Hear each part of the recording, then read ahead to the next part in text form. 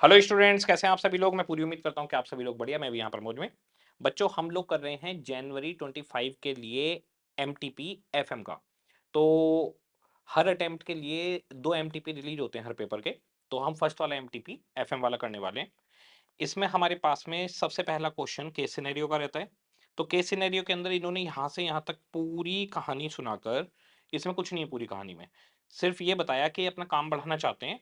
और फिर यहाँ से क्वेश्चन शुरू हुए कि काम बढ़ाने के लिए कंपनी को 3,12,50,000 की जरूरत है। कंपनी के पास 3 ऑप्शन है। ईबीआईटी ईपीएस का सिंपल क्वेश्चन है, बेसिक बच्चों वाला, कि 31,25,000 इक्विटी शेयर इशू करे 10 रुपए से, या फिर आधे इक्विटी से पैसे मंगवाए और आधे डिवेंचर से पैसे मंगवाए 9% के रेट से। और तीसरा है आधे इक्विटी से और आधा पैसा मंगवाए प्रीफरेंस शेयर से 10% के रेट पर। इसके बाद में इनका जो ईबीआईटी है वो 3750 रहेगा। टैक्स रेट 40% है। इन्होंने सारे केस में, तीनों केस में, ईपीएस प्लान 1 में, ईपीएस प्लान 2 में, ईपीएस प्लान 3 में पूछा। उसके बाद इंडिफरेंस पॉइंट पूछा प्लान 1 और 2 का, और प्लान 1 और 3 का। तो अगर हम यहाँ पर इनका ईबीआईटी ईपीएस देखें तो 3750, 3 केस हो गए, 37.5 लाख, 37.5 लाख एंड 37.5 लाख। ओके। इसमें से जो इंटरेस्ट जाएगा वो इंटरेस्ट, पहला पूरा केस इक्विटी से पैसा है, दूसरे केस में इंटरेस्ट जाएगा, तीसरे में कोई इंटरेस्ट नहीं है। इंटरेस्ट आपके पास आ जाएगा 1,56,25,000 का 9% से। ये आ गया जी 9%। तो 14,06,250 का इंटरेस्ट आ गया। इसके बाद में आ जाएगा इनका ईबीटी। टैक्स का रेट इन्होंने हमें दे दिया माइनस टैक्स। टैक्स का रेट इन्होंने हमें दे दिया 40%। टैक्स है जी 40%। और फिर आ जाएगा इनका ईएटी। ईएटी के बाद में आ जाएगा प्रीफरेंस डिविडेंड। प्रीफरेंस डिविडेंड हमारे पास पहले केस में सारा पैसा इक्विटी से, दूसरा इक्विटी और डिवेंचर से, थर्ड केस में डिविडेंड आ जाएगा 10% के रेट से दे रहे हैं ये। तो 10% से हो गया जी यहाँ पर 15,62,500। अब हमारे पास यहाँ पर आ गया earning for equity. Earning for equity, इसे हम डिवाइड करेंगे नंबर ऑफ शेयर से, और हमारे पास ईपीएस निकल कर आ जाएगा। बिल्कुल बेसिक क्वेश्चन है। यहाँ पर तीनों केस में ईपीएस निकल कर आ जाएगा। तो हमारे पास यहाँ पर 37.5, ये 37.5 आ गया। ओके, ये 37,50,000 माइनस 140,625, ये आ गया जी 23,43,750। मैं 40% सीधे माइनस कर रहा हूँ टैक्स। ये आ गया 14,06,250। और यहाँ पर आ गया 37,50,000 माइनस 40%, 22.5 लाख। 22.5 लाख। यहाँ पर इनकी इनकम आ गई 22.5 लाख। यहाँ पर इनके पास आ गया 14,06,250। और यहाँ पर आ गया 2250 माइनस 15,62,500, 687,500। नंबर ऑफ शेयर, पहले वाले केस में सारा पैसा इक्विटी शेयर से, नंबर ऑफ शेयर क्वेश्चन ने खुद बताए हुए हैं कि 31,25,000 शेयर, उसके बाद 15,62,500 शेयर। तो यहाँ पर 31,25,000 शेयर्स, और बाकी दोनों केस में 15,62,500, 15,62,500, 15,62,500। ओके। अब यहाँ पर आगे जी 22,50,000 डिवाइड बाई 31,25,000 शेयर, 0.72।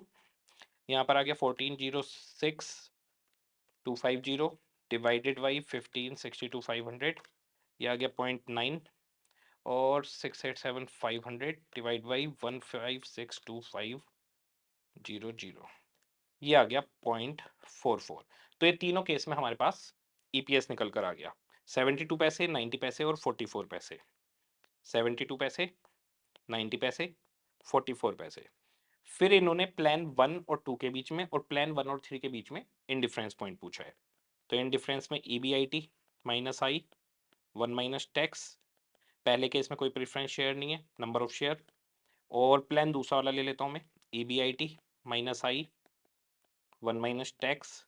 इसमें भी कोई प्रेफरेंस शेयर नहीं है, नंबर ऑफ शेयर्स। तो ईबीआईटी, इंटरेस्ट कुछ है नहीं, 1 माइनस टैक्स 0.6 हो गया। नंबर ऑफ शेयर हैं 31,25,000 equals to EBIT minus interest है 14,06250 1 माइनस टैक्स और नंबर ऑफ शेयर हैं 15,62,500। अब यहाँ पर ये हो गया 1, ये हो गया 2 और जी टैक्स है, टैक्स कैंसिल हो गया तो 2 सामने चला गया। EBIT इक्वल्स टू 2 EBIT और माइनस 28,140,6250 मल्टीप्लाई टू 28,12,500। EBIT सामने गया, 1 EBIT बचा, ये सामने आपके पास आ जाएगा तो EBIT इक्वल्स टू 28,12500 हमारे पास इन डिफरेंस पॉइंट आ जाएगा 1 और 2 का। तो 1 और 2 का आ गया 28,12,500। फिर 1 और 3 का निकलवाया है। 1 और 3 का इसी में निकाल के दिखा रहा हूँ मैं आपको। 1 और 3 का अब डेटा मैं इसमें ले लेता हूँ। यहाँ पर इंटरेस्ट हो गया 0, 1 minus tax minus preference dividend. Preference dividend है 15,62,500। ओके, जब ऊपर प्रीफरेंस शेयर्स माइनस हो रहे हैं तो फिर टैक्स से टैक्स हम कैंसिल नहीं कर सकते। तो यहाँ पर जो नंबर ऑफ शेयर हैं वो बिल्कुल सेम है तो 2 और 1 आ गया। अब यहाँ पर आपके पास में बचा 0.6 EBIT और वहाँ पर हो गया 0.6 EBIT, इन दोनों को मिलाकर उसे मल्टीप्लाई बाई 2 कर देंगे तो ये हो गया 1.2 EBIT माइनस 1562500 मल्टीप्लाई 2 31,25,000। अब हमारे पास 0.6 यहाँ पर माइनस हुआ, 0.6 EBIT बचा इक्वल्स टू 3125। तो EBIT equals to 31,25,000 divided by 0.6 equals to 31,25,000 divide by 0.6। ये आ गया जी 52,08,333। ये हमारे इंडिफरेंस पॉइंट आ गया। तो बिल्कुल बेसिक क्वेश्चन था, इसके अंदर कुछ था ही नहीं क्वेश्चन में। तो पहला केस सिनेरियो हो गया, उसके बाद छोटे छोटे क्वेश्चन दिए। 6 number, a company had a degree of operating leverage 2, degree of financial leverage 3, OL है 2, FL है 3, दोनों को मल्टीप्लाई करेंगे तो CL निकल जाएगा, तो CL हो गया 6। कह रहे हैं अगर कंपनी की सेल 5% बढ़ेगी तो EPS कितना बढ़ेगा। तो अगर सेल 5% बढ़ेगी तो मल्टीप्लाई करते हैं कंबाइंड लीवरेज को सेल का EPS से रिलेशन, 30% EPS बढ़ेगा।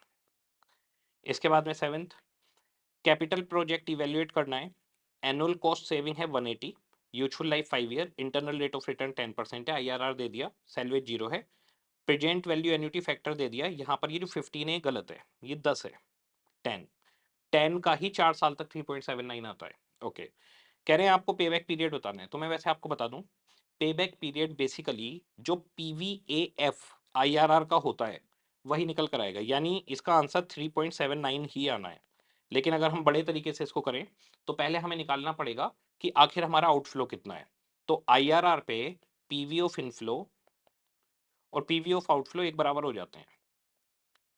अब इनफ्लो है हमारे पास 180, PVAF है 3.79 equals to PV of outflow आ जाएगा। तो 1,80,000 मल्टीप्लाई है 3.79, 682,200 आ जाएगी हमारी इनिशियल कॉस्ट। अब पे बैक निकालना है तो initial cost divided by annual cash flow और 3.79 पर हम पहुंच जाएंगे। तो 3.79 आपके पास आ जाएगा। इसके बाद कह रहा है कि अप्रोच है डिविडेंड की, इररेलेवेंस थ्योरी। कंपनी ने 1 लाख का डिविडेंड डिस्ट्रीब्यूट किया है। अब कह रहे हैं कि क्या शेयर होल्डर्स के ऊपर इससे कुछ फर्क पड़ेगा अगर ये डिविडेंड डिस्ट्रीब्यूट ना करके अर्निंग को रिटेन कर लेते।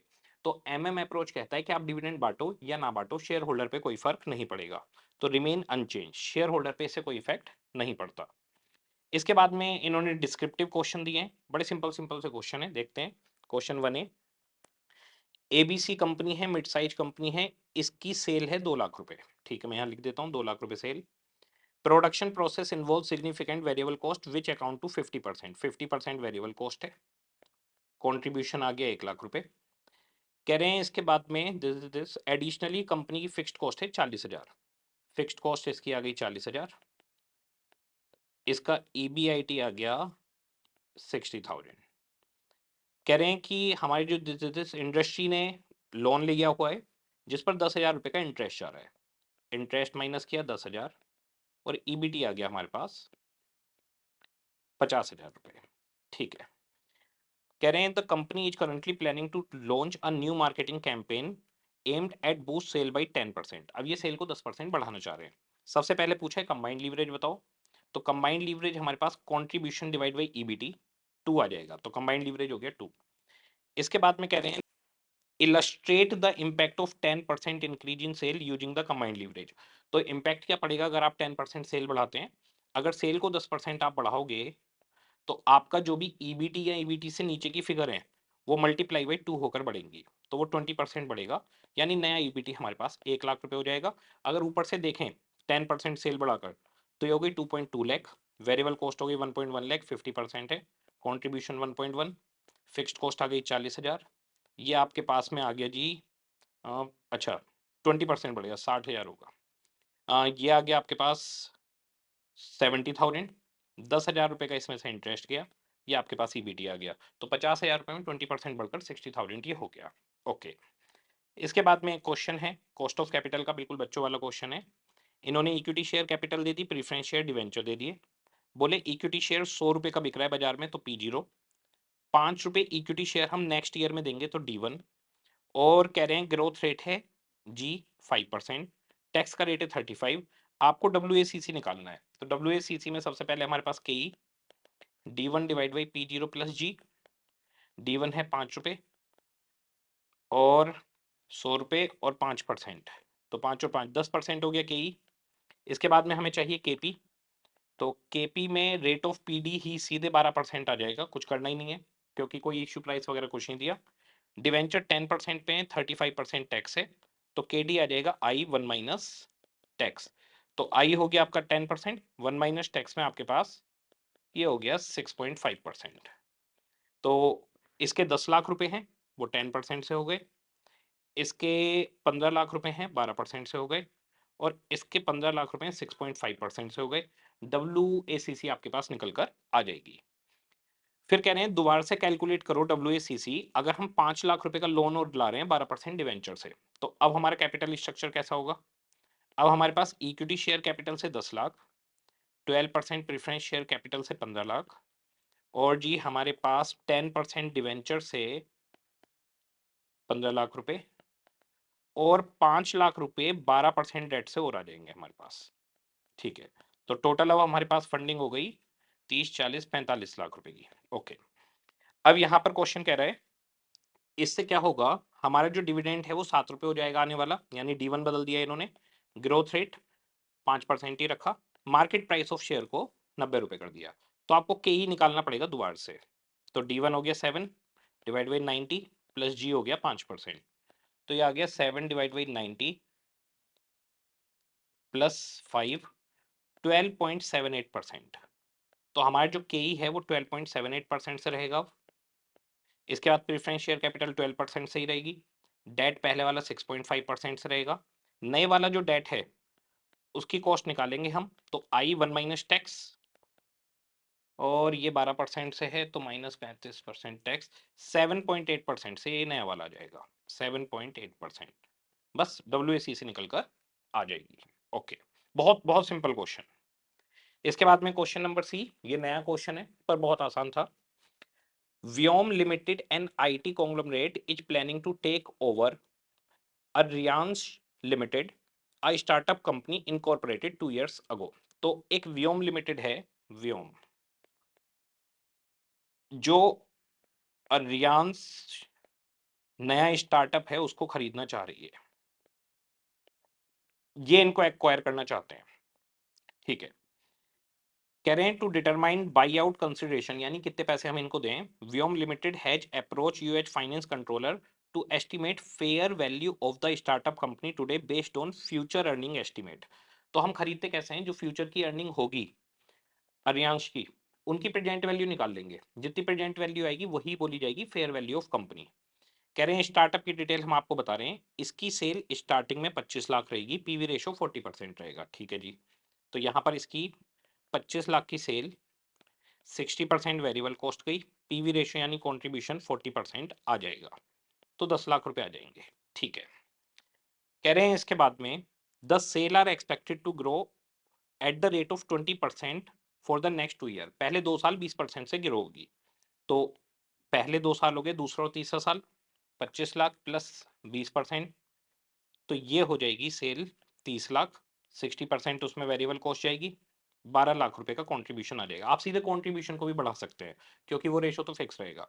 इसके बाद में आपकी सेल फिर से हो जाएगी 36 लाख और ये हो जाएगा आपका 14.4 लाख। आगे क्वेश्चन कह रहा है इसके बाद में टू 40% अनदर 2 ईयर, अगले 2 साल 40% बढ़ेगी, ठीक है। तो ईयर 4 और 5 अब 40% 36 प्लस 40% 50.4 प्लस 40% 70.56 लाख, और इसमें माइनस करा हमने 14.4 प्लस 40%, ये हो गया 20.16 लाख प्लस 40%, ये हो गया 28.224 लाख। ओके, फिर इसके बाद में कह रहे हैं 25% 6th ईयर में बढ़ेगी, फिर 6th ईयर में भैया 25% और बढ़ा दो, 70.56 प्लस 25%, ये हो गया जी 88.2 लाख। जब तक वेरिएबल ग्रोथ रहेगी तब तक हम निकालते रहेंगे कितना रिवेन्यू इससे आने वाला है, माइनस 60%, ये आ गया 35.28 लाख।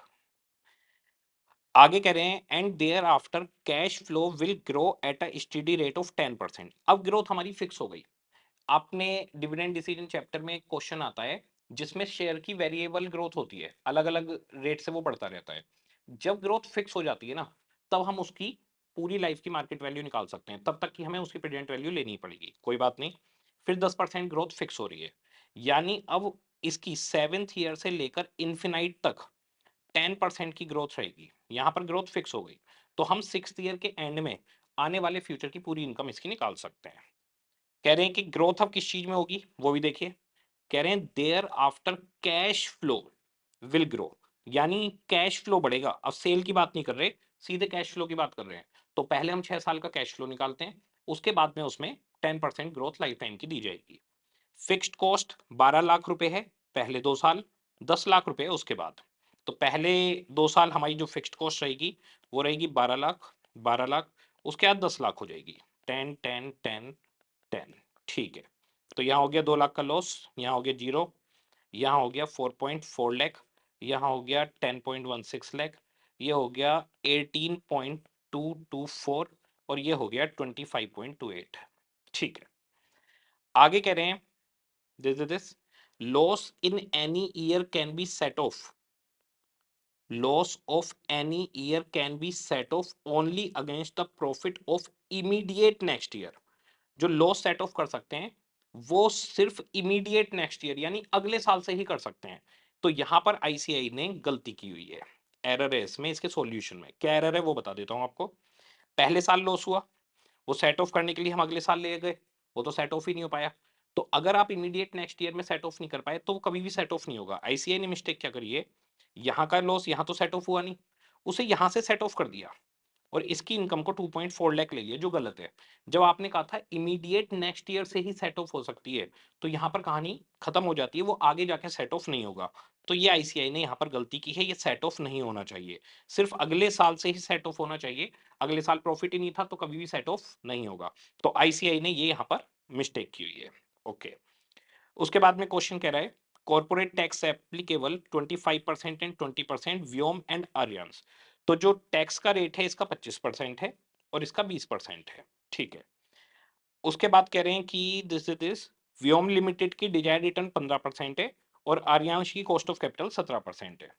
तो इनकी डिजायर्ड रिटर्न है 15% और इसकी कॉस्ट ऑफ कैपिटल है 17%। अब जरा देखिए, हम कंपनी खरीदने वाले हैं आर्यांश को, तो जब आप इस आर्यांश को खरीदेंगे तो आप ये नहीं सोचेंगे कि आर्यांश के पास कितना कैश फ्लो आ रहा है, आप ये सोचेंगे कि अगर हम इसको खरीद लें तो हमारे पास कितना कैश फ्लो आएगा, यानी व्योम ये सोचेगा उसको कैश फ्लो कितना मिलेगा। तो अगर व्योम ने आर्यांश को खरीद लिया तो बताइए वो व्योम के अंडर में आ गई उसकी सारी रिवेन्यू। जब इसका सारा रिवेन्यू व्योम के अंडर में आ जाएगा तो व्योम के ऊपर टैक्स का रेट लगता है 25%। तो व्योम जब आर्यांश की कैश फ्लो से प्रेजेंट वैल्यू निकालेगा तो वो ये नहीं सोचेगा कि आर्यांश को कितना कैश फ्लो मिल रहा है, बल्कि वो ये कैलकुलेट कर रहा है कि अगर मैं इसे खरीद लूं तो इसकी वजह से मेरा कैश फ्लो कितना बढ़ेगा। तो टैक्स का रेट ये 25% लगाएगा, जबकि एक्चुअल में भी टैक्स का रेट क्या लग रहा होगा। ये जो कलेक्शन है, ये कैश फ्लो है, ये आर्यांश का है जिसको आप खरीद रहे हो, उसकी आप फेयर वैल्यू निकालना चाह रहे हो, तो उस पे टैक्स 20% लग रहा है। लेकिन जैसे ही आप उसे खरीदोगे, टैक्स 25% हो जाए, क्योंकि आपकी कंपनी है तो 25% टैक्स है। तो जब हम किसी कंपनी को खरीदते हैं, तो हम ये नहीं सोचते उस पे कितना कैश फ्लो आ रहा है, बल्कि हम ये सोचते हैं कि वो कंपनी अगर हमारे साथ अटैच हो गई, हमने उसे एक्वायर कर लिया, तो हमारे पास कैश फ्लो कितना आएगा। तो जो टैक्स लगेगा वो 25% लगेगा। यानी खरीदार अपने हिसाब से सोचेगा कि मेरे पास अगर यही कलेक्शन, अब मैंने इस कंपनी को खरीद लिया, इसका पूरा कलेक्शन अब मेरा हो गया, मेरा होल्ड है उसके ऊपर, लेकिन अब टैक्स ब्रैकेट तो 25% में आ गया ना वो, क्योंकि मेरे एक साथ खरीदते के साथ वो 25% टैक्स के स्लैब में आ जाएगा। तो यहाँ पर 25% टैक्स वो माइनस करेगा। तो यहाँ पर पहले वाले केस में कोई टैक्स नहीं, दूसरे में कोई नहीं, यहाँ 25%, 25%, 25% टैक्स माइनस कर दिया जाएगा, और उसके बाद में आपके पास आ जाएगा प्रॉफिट आफ्टर टैक्स, पीएटी। तो इसमें जो फर्स्ट ईयर का है वो 2 लाख रुपए माइनस है, ये जीरो है। यहाँ जो थर्ड ईयर में होना चाहिए वो 4.4 माइनस 25%, 3.3 लाख होना चाहिए। आईसीआई ने यहाँ पर क्या गलती की है, 4.4 लाख में से पहले 2 लाख रुपए सेट ऑफ करे, फिर बचे हुए 2.4 लाख में से 25% माइनस किया, 2.4 माइनस 25%, और फिर यहाँ पर इसकी जगह पे 1.8 लाख लिखा है। तो ये मिस्टेक है, मैं दिखा देता हूँ आंसर आपको। इसका आंसर आ गया जी यहाँ पर, इन्होंने ये ले लिया इसका 6 साल का डेटा, जब तक वेरिएशन चल रहा था, कंट्रीब्यूशन लिया, फिक्स्ड कॉस्ट ली, 2 लाख माइनस में हो गया। अगले साल सेट ऑफ नहीं हो पाया, अगले साल सेट ऑफ नहीं हुआ तो उससे आगे आप नहीं जा सकते, इमीडिएट नेक्स्ट ईयर से सेट ऑफ करना था, वरना नहीं हो सकता। तो यहाँ पर ये जो सेट ऑफ किया गया है ये रॉन्ग है, ये गलती है, एरर। और इन्होंने यहाँ पर इसका टैक्स माइनस किया 25%, और 25% माइनस करके यहाँ पर इन्होंने, ठीक है, इसको दिखा दिया इस तरह से कि 4.4 लाख का रिवेन्यू और 2.4 लाख पर 25% टैक्स बना 0.6 लाख, 0.6 है, 4.4 में माइनस किया 3.8, यहाँ पे 3.8 दिखा दिया। कायदे में यहाँ पर 3.3 आना चाहिए, 4.4 में से 25% माइनस करके 3.3। तो ये ठीक है, और ये एरर है आईसीआई के सॉल्यूशन में। ओके, कोई बात नहीं। अब मैं लाइन आपको फिर से पढ़वा देता हूँ। Loss of any year can be set of only against the profit of the immediate next year. तो फर्स्ट ईयर का लॉस सिर्फ और सिर्फ सेकंड ईयर से सेट ऑफ हो सकता था, तो ये इन्होंने मिस्टेक कर दी। ओके, बाकी सब ठीक है क्वेश्चन में, और कोई दिक्कत नहीं है। तो अब हम क्वेश्चन के सॉल्यूशन पे आ जाते हैं। इन्होंने जो किया हुआ है उसी को उठा लेते हैं। जो कायदा आप जो एग्जाम में करेंगे, आप एग्जाम में इसको 2.4, सॉरी 3.8 नहीं, 3.3 लाख से करेंगे, और एक नोट लिखेंगे कि लॉस कभी भी सेट ऑफ नहीं हो पाया। अब हमें इसकी निकालनी है प्रेजेंट वैल्यू। तो व्योम लिमिटेड अब इसकी प्रेजेंट वैल्यू निकालेगा अपनी डिस्काउंटिंग रेट से। उसका रेट है 15%, तो 15% से डिस्काउंट करना चालू करा, इसका आ गया -1.74, ये जीरो है, ये 2.5, ये 4.35, ये आ गया और ये आ गया।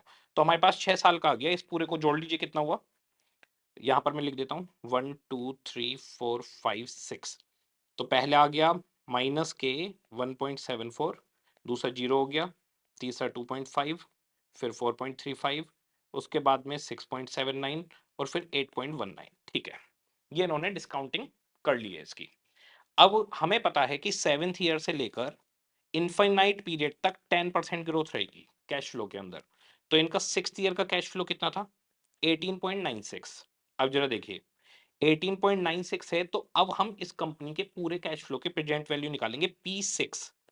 ऐसे ही हम शेयर वाले उसमें करते थे, उसमें क्या करते थे, D7 divide by K minus जी।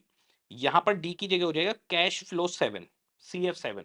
तो कैश फ्लो 7 कितना हो गया, 18.96 अभी है, 10% ग्रो हो जाएगा, डिवाइडेड बाई हमारा डिस्काउंट रेट है 15%, माइनस 10% ग्रोथ, और यहाँ पर इस कंपनी की 7th ईयर से लेकर आगे तक की पूरे कैश फ्लो की प्रेजेंट वैल्यू आ जाएगी 18.96 प्लस 10% और डिवाइडेड बाई 0.5, 0.5 नहीं, 0.05, ये आ गया जी 417.12। अब इसको डिस्काउंटिंग रेट ले लेंगे छठे साल का, 1.15 divide by equal to 1 2 3 4 5 6।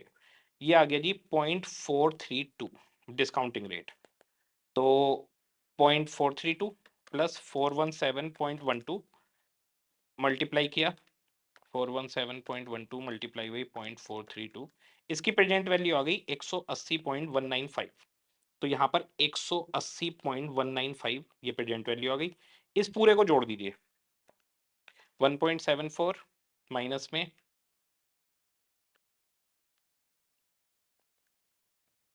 Plus 2.5 plus 4.35 plus 6.79 plus 8.19 plus 180.195, ये कंपनी की वैल्यू हो गई 200.285 लाख।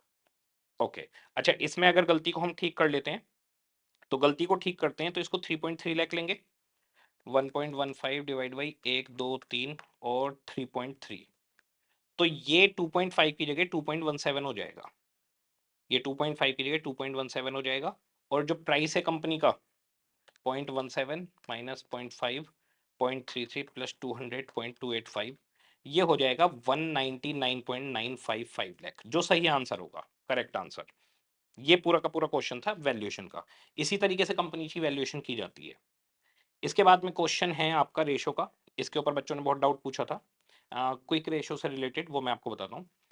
क्वेश्चन कह रहा है आपको trading P and L account बनाना है, ओके, और समराइज बैलेंस शीट बनानी है। करंट रेशो और क्विक रेशो दिया हुआ है। जब भी करंट रेशो और क्विक रेशो दिया होता है और साथ में वर्किंग कैपिटल दी जाए, ये वर्किंग कैपिटल दी हुई है, तो हम करंट एसेट और लिक्विड एसेट दोनों को निकाल सकते हैं। तो यहाँ पर हमारे पास वर्किंग कैपिटल आ गई 1,20,000, तो सी ए माइनस सी एल 1,20,000 हो गया, और इसकी जगह हम लिख सकते हैं C A equal to 1,20,000 plus C L. ठीक है जी। इसके बाद में करंट रेशो दिया गया है 2.5, C A divide by C L equal to 2.5 और C A equal to 2.5 C L. Okay, अब हम यहाँ पर करंट एसेट्स की जगह पर इस वैल्यू को उठाकर रख देंगे, 120 plus C L equal to 2.5 C L, C L सामने जाकर माइनस हो गया, 1.5 सी एल हो गया, सी एल इक्व टू 80,000 आ गया, सी A equal to 2.5 C L था, तो 80,000 इंटू 2.5, ये आ गया जी 2 लाख रुपए। तो करंट एसेट्स और करंट लाइबिलिटीज हमारे पास निकल कर आ गई। इसके बाद क्वेश्चन ने हमारे को दिया हुआ है क्विक रेशो 1.3, तो क्विक रेशो का फॉर्मूला होता है C A minus stock divide by C L equal to 1.3। इसका आईसीआई ने एक दूसरा फॉर्मूला स्टडी मेट में और लिखा हुआ है C A minus stock divided by C L minus bank overdraft. तो बच्चों इस बार आईसीआई ने इससे आंसर दिया है, तो इसकी कोई जरूरत नहीं है, आप सीधे एग्जाम में इससे कर सकते हैं, पूरे नंबर आपको मिलेंगे, कोई 1% की दिक्कत नहीं है। तो जैसे सी ए माइनस स्टॉक है आपका, यहाँ पर क्वेश्चन में हमें क्लोजिंग स्टॉक चाहिए होता है, ये 1.53 है, करंट एसेट है हमारे पास 2 लाख रुपए, करंट लाइबिलिटीज है हमारे पास 80,000 रुपए, 80,000 सामने चले गए, तो 1.3 मल्टीप्लाई बाई 80,000, ये हो गया 1,04,000, इस 1,04,000 2 लाख में से माइनस हुए, ये हो गया 96, तो हमारे पास स्टॉक आ गया 96,000।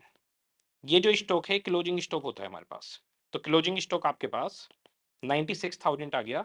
क्वेश्चन ने यहाँ पर बोला हुआ है कि क्लोजिंग स्टॉक 10% ज्यादा है ओपनिंग स्टॉक से, तो क्लोजिंग स्टॉक ओपनिंग स्टॉक से 10% ज्यादा है, यानी 1.1 ओपनिंग स्टॉक के बराबर हो गया ये। तो अगर मैं ओपनिंग स्टॉक की बात करूं तो opening stock equal to 96,000 divide by 1.1, और ये हो गया जी 96,000 डिवाइड बाई 1.1, 87,273, ये आपको ओपनिंग स्टॉक आ जाएगा। ओके, और इन्होंने जो किया है वहां पर स्टॉक की वैल्यू बदल गई है, बच्चे उसमें थोड़े कंफ्यूज हो रहे थे, तो मैं बता दूं कोई दिक्कत वाली बात नहीं है, ये करंट एसेट और करंट लायबिलिटीज आ गई। यहाँ पर क्लोजिंग स्टॉक निकालते हुए बैंक ओडी माइनस कर दिया, जिसकी वजह से क्लोजिंग स्टॉक 115,500 और ओपनिंग स्टॉक 1,05,000 आ गया, उसकी कोई दिक्कत नहीं है, आप इस तरह से कर सकते हैं, पूरे नंबर मिलेंगे जैसे मैंने करवाया है। इसके बाद में क्वेश्चन में दिया गया है डेटर्स 40 दिन के हैं और सेल दी हुई है 730, 730 की सेल है 40 दिन के डेटर 365, 7,30,000 इंटू 40 डिवाइड बाई 365, 80,000 के आपके डेटर्स आ जाएंगे। इसके बाद में हमें बैंक ओडी दिया हुआ है, करंट लायबिलिटीज में लिख देंगे हम लोग, ग्रॉस प्रॉफिट टू सेल 10% है, तो 730 का 90%, 6,57,000 हमारा हो गया सीओजीएस और 73,000 हमारा हो गया ग्रॉस प्रॉफिट। ओके। इसके बाद में शेयर कैपिटल खुद दी हुई है 2,50,000 रुपए। Net profit 10% of proprietor fund है और यहां दिया हुआ है प्रोप्राइटरी रेशो। प्रोप्राइटरी रेशो दिया हुआ है fixed asset divide by proprietor fund. Okay, अब जो देखिए, proprietor fund plus current liabilities equals to fixed assets plus current assets. ये हो गई टोटल लाइबिलिटीज और ये हो गई टोटल एसेट्स। इसके अंदर ये एजम्पशन रहती है जब भी प्रोप्राइटर फंड से रिलेशन दिया जाता है कि there is no long term loan, कि कोई लॉन्ग टर्म लोन नहीं है। इसका भी क्वेश्चन किया हुआ है हमने, सारे क्वेश्चन किए हुए हैं ये। अब यहाँ पर क्वेश्चन के अंदर करंट लाइबिलिटीज आ गई 80,000, करंट एसेट आ गई 120। ठीक है जी। प्रोप्राइटर फंड हमें नहीं पता, लेकिन हमें ये पता है कि fixed assets divide by proprietor fund 0.6 है। इसका मतलब फिक्स्ड एसेट प्रोप्राइटर फंड की 0.6 है। अब जरा देखिए, अगर fixed asset 0.6 of proprietor fund है, अब देखिए क्या होगा। प्रोप्राइटर फंड, ये 0.6 यहां आकर माइनस हो जाएगा, 0.6 proprietor fund equal to current assets हैं आपकी 2 लाख रुपए, 2 lakh minus current liability, current liability सामने जाकर माइनस हो जाएंगी। तो सीएल सामने जाकर माइनस हो गया, प्रोप फंड सामने आकर माइनस हो गया। तो ये हो गया जी 1,20,000। तो 0.4 प्रोप्राइटर फंड इक्वल टू 1,20 हो गया।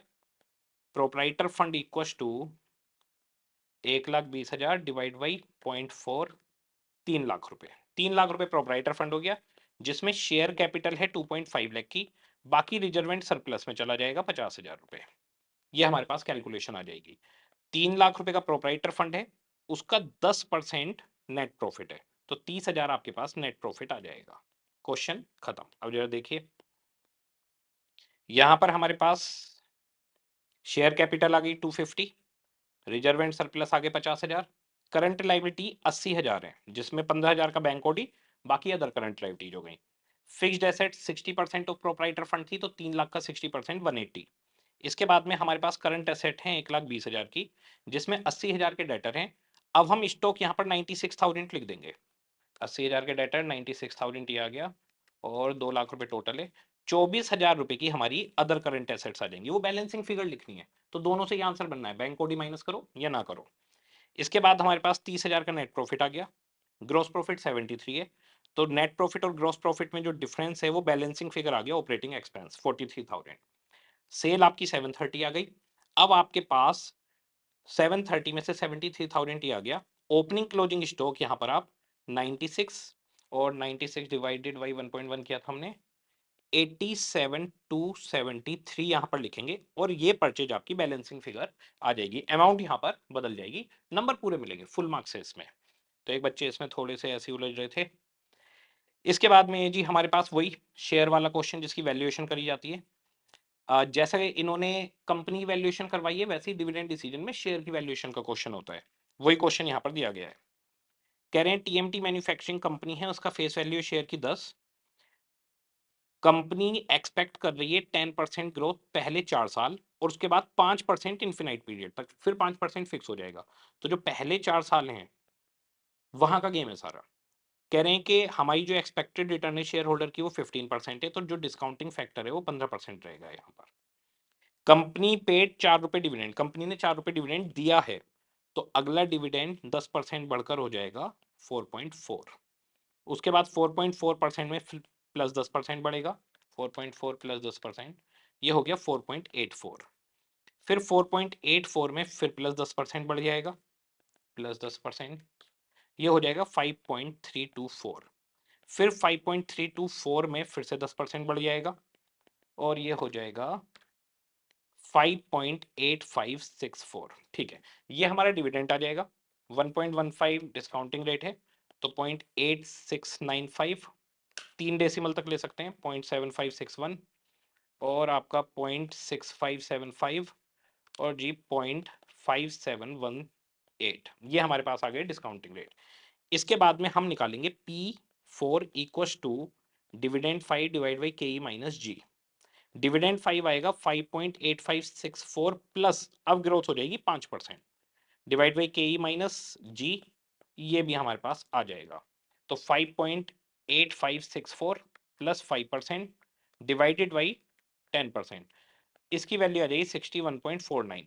तो यहाँ पर 4 में ही शेयर की वैल्यू और लिख दी जाएगी 61.49, और इसे भी फोर्थ ईयर के डिस्काउंटिंग रेट से निकालेंगे।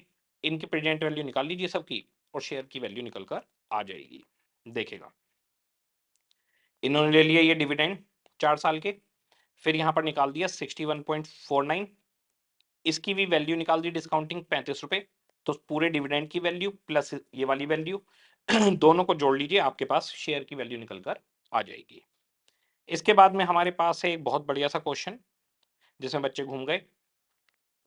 Third, Jomo limited currently has turnover of 120 lakh, 75% of which is on credit. तो 120 लाख की हमारे पास सेल है, जिसका एक सेकंड यहाँ पे करके दिखा दूंगा ना वर्किंग आपको, साथ के साथ आसान हो जाता है समझने में। हाँ जी, हमारा टर्नओवर है 120 लाख, 75% क्रेडिट पर है, तो 90 लाख पर एनम क्रेडिट पे चल रहा है। ठीक है, वेरिएबल कॉस्ट 80% है, क्रेडिट टर्म है 2/10 नेट 30, करंट सेल वॉल्यूम में बैड डेट 1% है, कंपनी 1,20,000 एडमिन पर खर्च करती है, वो अवॉइडेबल कॉस्ट है यानी सेव हो जाएगी। In addition 60% customer 2% cash discount ले रहे हैं, एंड रिमेनिंग कस्टमर 60 डेज में पैसा देते हैं। तो हमारे पास अगर आपको डिस्काउंट लेनी है तो 10 दिन में पैसे देने पड़ेंगे। 10 दिन में पैसे देने वाले लोग हो गए 60%, 60% लोग डिस्काउंट ले रहे हैं, और बाकी लोग 60 दिन में पैसा दे रहे हैं, बाकी बचे कितने 40%। तो ये हो गया 24 और 6, हमारा एवरेज कलेक्शन पीरियड 30 डेज निकल कर आ गया। ये एवरेज कलेक्शन पीरियड है आज की डेट में। अब कह रहे हैं book debt are financed by a mix of bank borrowing and own fund in 1:1। हमने लोन पर और अपना इक्विटी का पैसा 1:1 के रेशो में लगाया हुआ है, जिसकी एनुअल कॉस्ट 15% और 14% रेस्पेक्टिवली है। तो आधा पैसा 15% पे, आधा पैसा 14% पे। इसका मतलब हमारा एवरेज केओ जो निकला, जो एवरेज केओ निकल कर आ गया, वो आ गया 14.5%। आधा पैसा 15 से, आधा पैसा 14 से।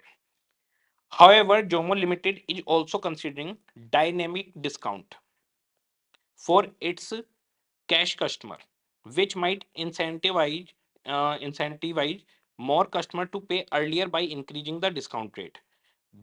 This could lead a potential reduction in bad debt to 0.8%. अभी 1% थे, फिर 0.8 हो जाएंगे। But may also increase the cost of discount offer 2.5%। लेकिन डिस्काउंट आपको 2% की जगह 2.5% देनी पड़ेगी। ठीक है, इसके बाद में इन्होंने कहा है a factoring firm has proposed a deal. तो एक ऑप्शन तो है डायनेमिक डिस्काउंट वाला, दूसरा एक ऑप्शन और दे दिया फैक्टरिंग का।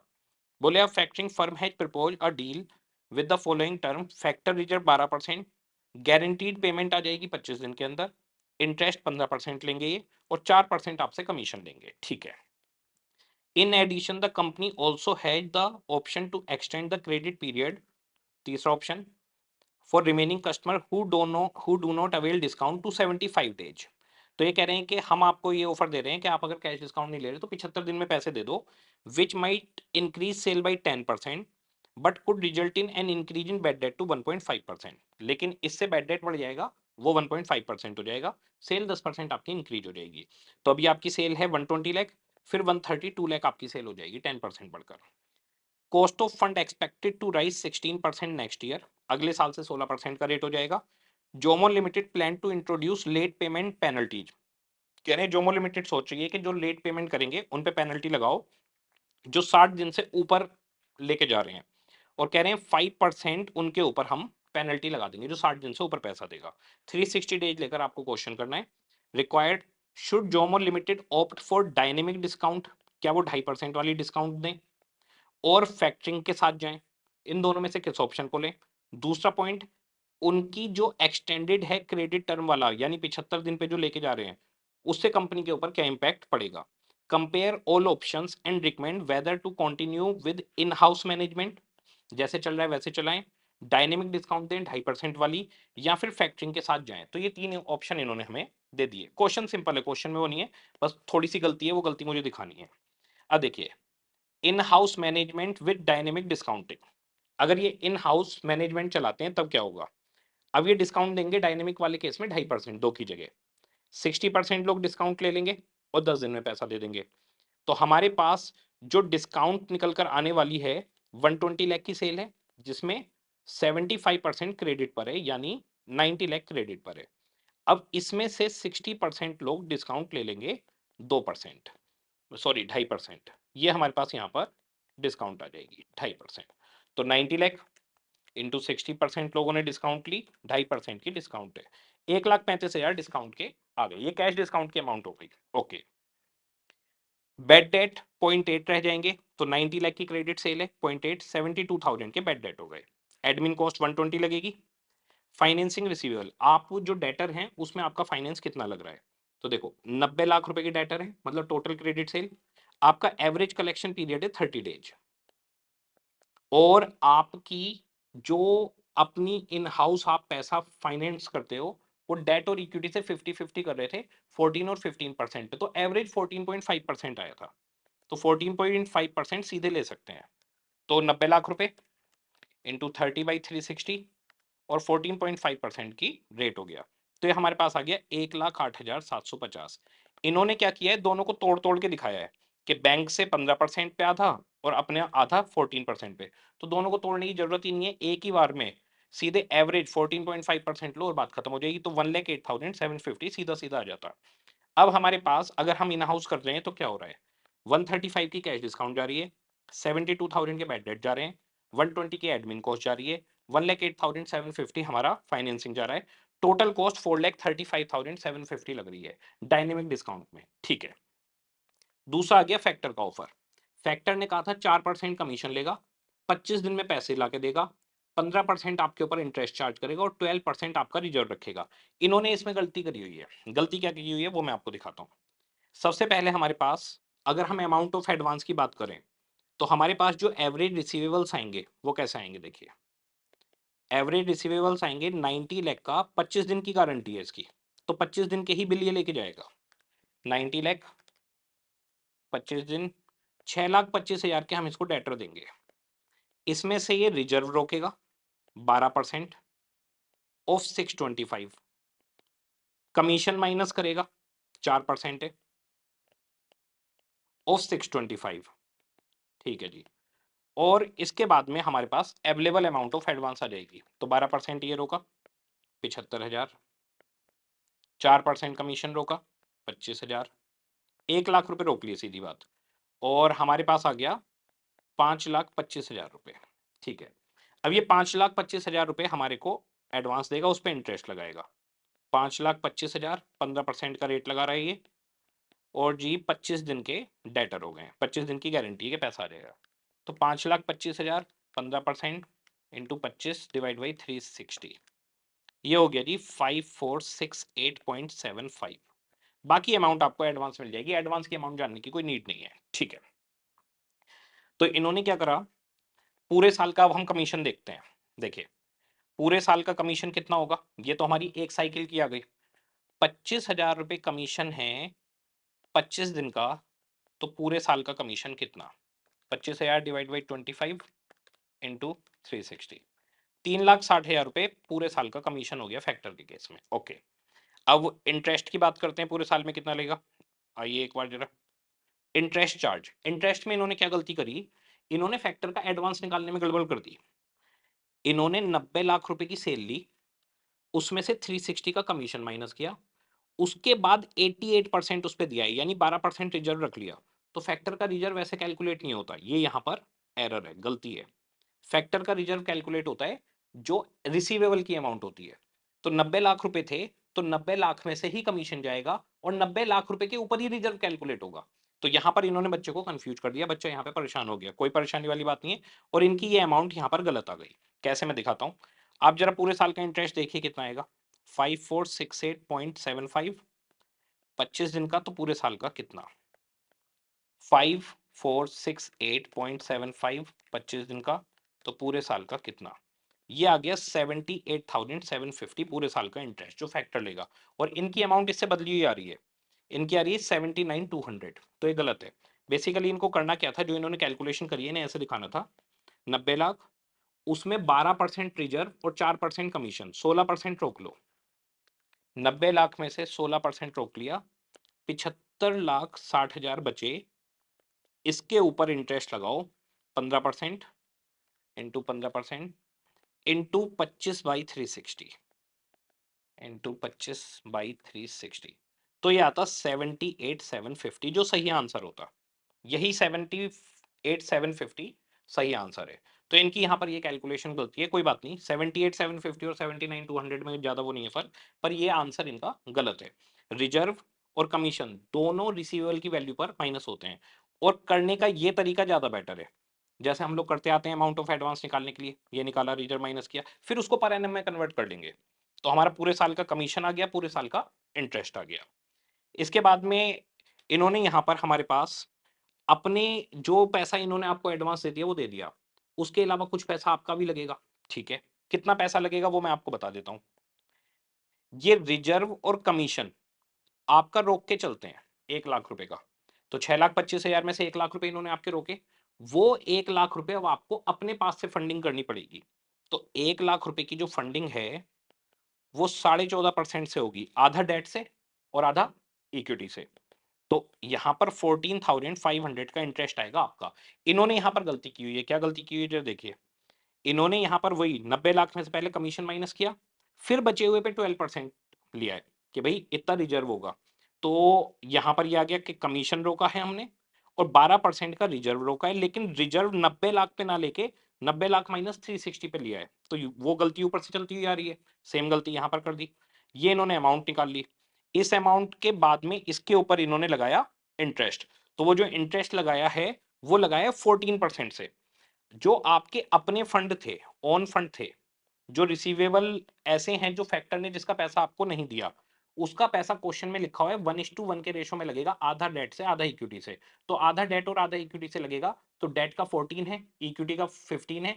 तो जब आपका 1:1 का रेशो है तो आपकी कॉस्ट ऑफ कैपिटल 14.5% रहेगी। तो ये 14% यहाँ पर गलत है। इसको कई लोग ऐसे भी एक्सप्लेन करते हैं कि हमारे पास तो लोन का पैसा होगा ही, पहले हम उसे इस्तेमाल करेंगे। ऐसा कुछ नहीं है, जब डेट इक्विटी रेशो दिया हुआ है तो उसी रेशो में पैसा लगना चाहिए। तो ये यहाँ पर गलती है, ठीक है जी।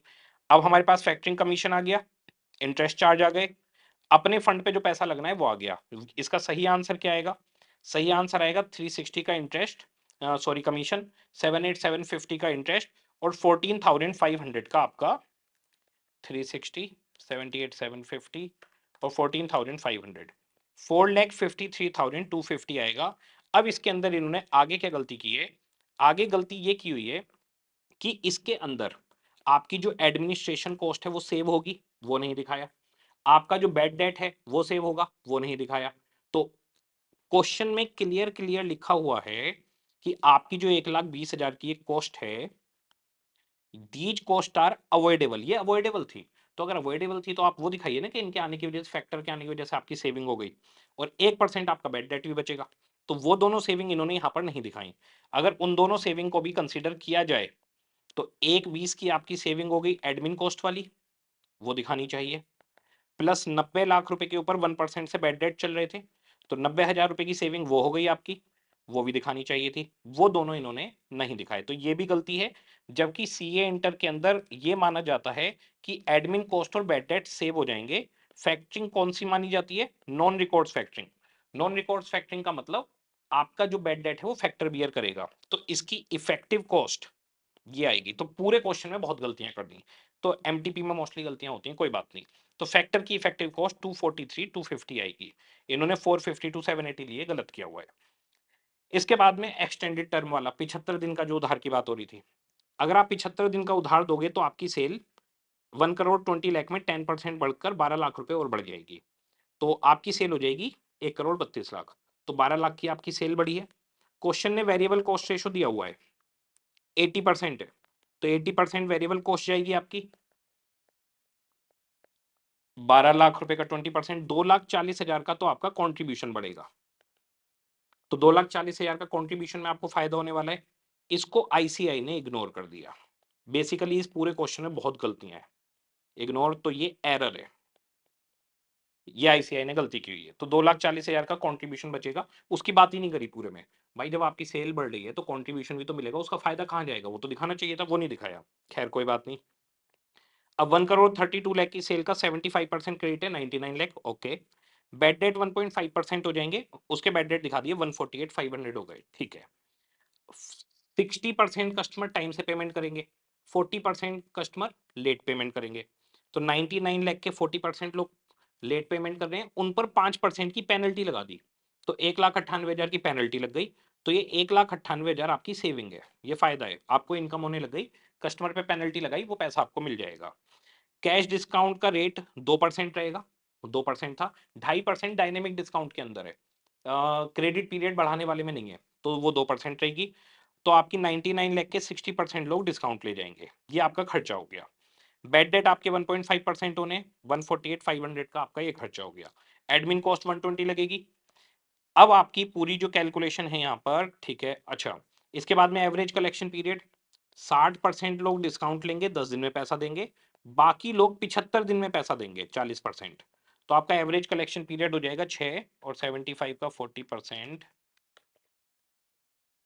36 डेज हो गया। अब 36 डेज आपका एवरेज कलेक्शन पीरियड हो गया। अब आपके पास 99 लाख की क्रेडिट सेल है, 30 डेज का क्रेडिट पीरियड है, इस पर कॉस्ट कितनी लगेगी? 14.5% पर एनम से, 14% डेट से और 14% 15% के रेट से ओन फंड, आधा आधा पैसा मंगवाना है 1:1, तो 14.5% में सीधा ले रहा हूँ। तो 99 लाख 30/360 मल्टीप्लाई 14.5%, ये आ गया 119,625। ये आपका इंटरेस्ट का खर्चा आ गया 119,625, 15% से 14% से 99 लाख इंटू 30/360 मल्टीप्लाई बाई 14.5%, 119,625 आ गया। और 99 लाख, अच्छा 36 दिन है, sorry 36, average collection period 36 days है। 9,90,000 इंटू 14.5%, ठीक है। ये हो गया जी 143,550, ठीक है। वो 36 की जगह मैंने 30 डेज लिख दिए। ये आपका इंटरेस्ट आ गया। इन्होंने दो अलग अलग पार्ट में तोड़ के कैलकुलेट करा है, फिर निकाला है। आप सीधे निकाल सकते हैं 99 लाख का 36 डेज 14.5%। बेड डेट, अब इनके पास जो फाइनल कैलकुलेशन है, कैश डिस्काउंट आ गई 118,800, ठीक थी। बेड डेट इनके पास नेट ऑफ पेनल्टी ले लिए इन्होंने, आप ऐसे ले सकते हैं, मैं यहां पर लिखता जाता हूं। कैश डिस्काउंट 118,800 हो गई, बेड डेट और फिर पेनल्टी का कलेक्शन, बेड डेट हो गए जी इनके 148,500, 148,500, ठीक है। पेनल्टी इन्होंने जो वसूल कर ली लोगों से, वो पेनल्टी वसूल की है इन्होंने 1,98,000, 1,98,000 की पेनल्टी वसूल करिए, फायदा हो गया, तो ये खर्चे को कम करेगा, ठीक है। पेनल्टी हो गई, ये आ गया। एडमिन कॉस्ट 1,20 की एडमिन कॉस्ट लग रही है, ठीक है जी। और आपके पास में यहाँ पर ये आ गया, ये आ गया, ठीक है। और जी इसके बाद में एडमिन कॉस्ट आ गई। कॉस्ट ऑफ फाइनेंसिंग 143,550, ये आ गया। अब आपके पास बचा एक लास्ट, इन्होंने इसका टोटल कर दिया 118,800 प्लस 148,500 माइनस 1,98,000 प्लस 1,20,000 प्लस 143,550। इन्होंने ले लिया 332,850 की कॉस्ट है, ये इन्होंने कॉस्ट निकाल दी। जो आपकी सेल बढ़ने पर कंट्रीब्यूशन बढ़ा था, आपकी सेल 12 लाख रुपए से बढ़ी है इस केस में, जिससे 2,40,000 का कंट्रीब्यूशन बढ़ेगा, उस चीज को ही स्किप कर दिया, वो दिखाई नहीं। तो 2,40,000 का यहाँ पर अभी कंट्रीब्यूशन बढ़ेगा, जिससे आपके खर्चे कम होंगे या इनकम बढ़ेगी। तो यहाँ इफेक्टिव कॉस्ट 92,850 आएगी। ये इस क्वेश्चन के अंदर एरर है, आईसीआई इसको लिखना भूल गया। तो 92,850 आएगी। अब जरा देखिए, हमारे पास जो तीनों केस हैं, तीनों केस के अंदर सबसे पहले हमारे पास आ गया इन हाउस वाला। इन हाउस वाला 435,750 इन्होंने ले लिया, उसमें कोई दिक्कत नहीं है। फिर हमारे पास आ गया फैक्टर। फैक्टर के केस में हमारे पास कमीशन हमने ले लिया, इंटरेस्ट हमने ले लिया, उसके बाद में ऑन फंड पे अपना इंटरेस्ट आ गया 453,250 आ गया, ये हमारी कॉस्ट लगी। और हमें 120 के जो एडमिन और बैड डेट बचे हैं उसकी बात इन्होंने नहीं करी, उसकी सेविंग इनको दिखानी चाहिए कायदे में कि भाई ये हमारा सेव हो गया, कोई बात नहीं। इसके बाद में दूसरा केस आ गया हमारे पास, कि अगर हम 75 डेज का क्रेडिट देते हैं, तो उस क्रेडिट में इन्होंने कैश डिस्काउंट दिखा दी, बैड डेट दिखा दिए, पेनल्टी की इनकम दिखा दी, 1,20,000 एडमिन कॉस्ट दिखा दी, 143,550 इंटरेस्ट दिखा दिया फंड पे, पर 2,40,000 का जो कंट्रीब्यूशन मिल रहा है उसको दिखाना भूल गए। इसकी इफेक्टिव कॉस्ट 92,850 आएगी। अब इसकी इफेक्टिव कॉस्ट आई 92,850 एक्सटेंड वाले की। फैक्टरिंग की हमारे पास आई इफेक्टिव कॉस्ट 243 और इन हाउस मैनेजमेंट डायनेमिक डिस्काउंट की हमारे पास आ गई 4,35,750। तो सबसे बढ़िया क्रेडिट को एक्सटेंड करना ही रहेगा। तो लास्ट में इन्होंने इसको समराइज कर दिया। इन हाउस का 435, फैक्टरिंग का ये गलत लिखा है, हमारा अलग आ रहा है, इन हाउस का 92 समथिंग आ रहा है, तो इन हाउस वाला ही जीतेगा। 92,850 ये बन रहा है सही आंसर। तो एक्सटेंड करेंगे हम क्रेडिट टर्म को। ये क्वेश्चंस के अंदर गलतियां थी, तो बहुत ज्यादा गलतियों के साथ थे क्वेश्चन। इसके बाद थ्योरी वाला पार्ट है, पूरा का पूरा एफएम का एमटीपी खत्म। तो इसी क्वेश्चन में सबसे ज्यादा दिक्कत आई थी, वो हमने शॉर्टेड कर दिया है और ये पूरी एमटीपी हमारी 55 मिनट्स में खत्म हो गई। ओके जी, सभी को टाटा बाय बाय।